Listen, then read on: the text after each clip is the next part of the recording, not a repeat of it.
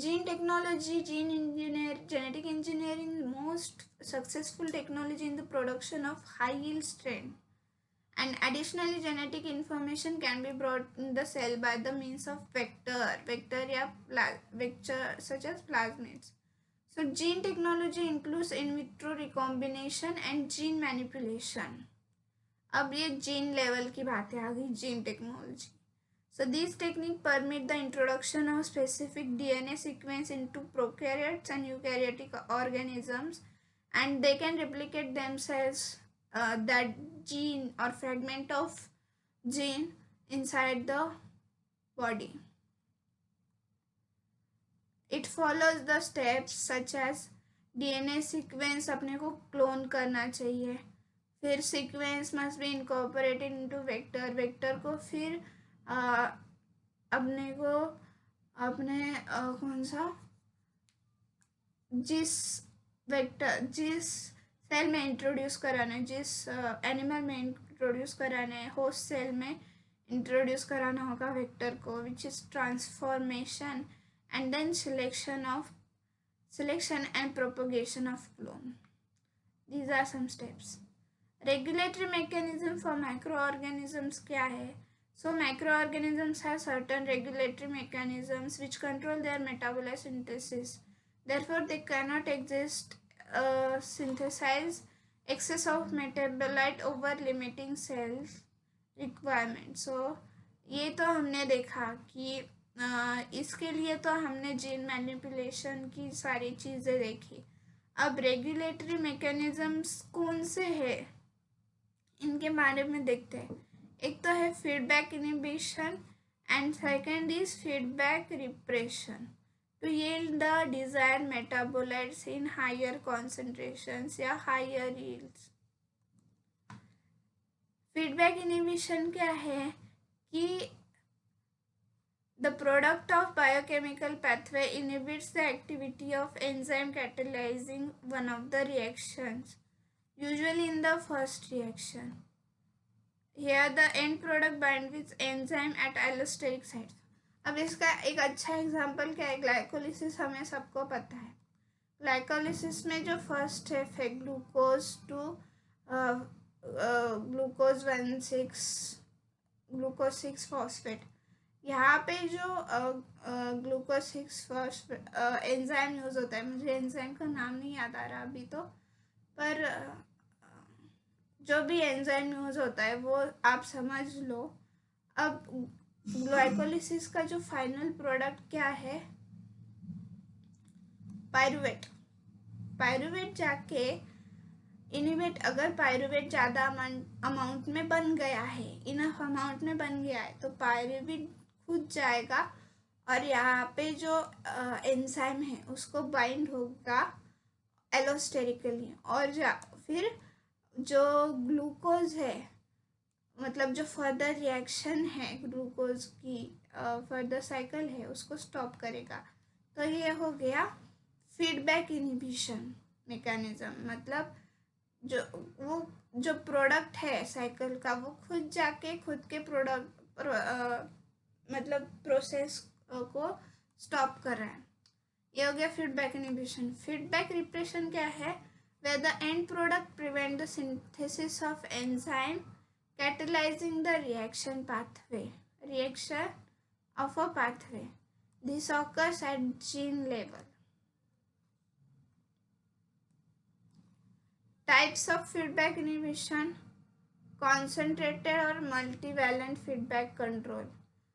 This is observed when more than the one end product of pathway combines and inhibit the first enzyme. Feedback inhibition हमने देखा कि खुद का product जाके अपने प्रोडक्शन को स्टॉप कर रहे हैं. तो कंसंट्रेटेड और मल्टीवैलेंट फीडबैक कंट्रोल में क्या हो रहा है कि ये प्रोसेस, अगर ग्लाइकोलिसिस फर्दर चलती गई साइकिल तो वो जाएगी क्रेब्स साइकिल में. अब क्रेब्स साइकिल का भी जो प्रोडक्ट होगा वो जाके भी ग्लाइकोलिसिस को रोकता है, तो वो मल्टीवैलेंट फीडबैक कंट्रोल होगा.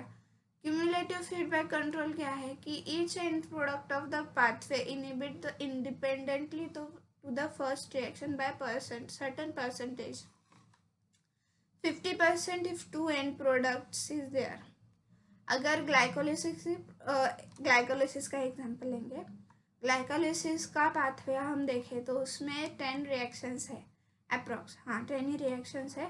तो हर एक जाके 10% या फिर जो भी परसेंट है वो इक्वली जाके बाइंड करेगा फर्स्ट रिएक्शन को और उसका जो प्रोडक्शन है वो स्टॉप करेगा। ये हो गया cumulative feedback control and they are inhibiting the independently. Sequential feedback control, end product here inhibits the intermediate reaction and accumulation of intermediate for further inhibition. बीच वाले रिएक्शन को स्टॉप करेंगे, इनिबिट करेंगे। ये क्यूमुलेटिव हो गया, जैसे कि हमने देखा कि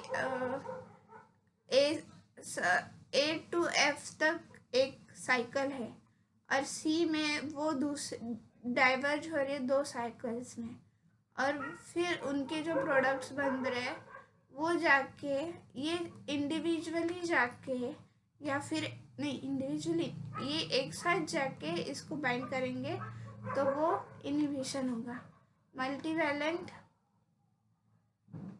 सॉरी मैंने उल्टा बता दिया, मल्टीवैलेंट में ये तीनों एक साथ जाएंगे और इनहिबिशन करेंगे, बट क्यूमुलेटिव में ये तीनों जो प्रोडक्ट है साइकिल के ये इंडिविजुअली जाएंगे और इनहिबिशन कराएंगे।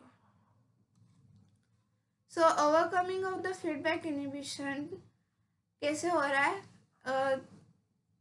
To overcome this feedback inhibition, क्योंकि हमें तो ज़्यादा हील चाहिए तो इसको ओवरकम करना पड़ेगा। ये जो रेगुलेटरी मैकेनिज्म है इसको ख़त्म करना पड़ेगा। तो ये कैसे हो रहा है? So mutants must be modified in 3 ways. Organism may be modified such that end products that inhibits the key enzyme are lost from the cell due to abnormality in the permeability of cell membrane. Cell membrane की permeability को हमें ऐसे change कराना पड़ेगा so that our end product cannot go and bind to that key enzyme, so the inhibition is not occurring.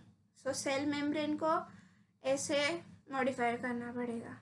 Organism can be modified that it does not produces the end product that control the key enzyme. ऐसे end products जो है वो बनाने नहीं है जो की enzyme को जाके बाइंड करे। ये सेकेंड तरीका हो गया। और थर्ड तरीका क्या है कि organism can be modified so that it cannot recognize the presence of inhibiting levels of normal control metabolites। मतलब क्या है, हमारे मेटाबोलाइट को ये पता ही नहीं चले कि उसका इनहिबिटिंग लेवल क्या है, ताकि वो प्रोडक्ट बनाता ही रहे और उसको पता ही नहीं चले कि अपनी इनहिबिशन करने की लेवल कब की चली गई। ऐसे उसको ये करना है। ये 3 तरीके से हम उसको मॉडिफाइड कर सकते हैं ऑर्गेनिज्म को। ये जो मैंने बताया था फीडबैक वाला ग्लाइकोलिसिस, ये so that's all for today. Thank you so much.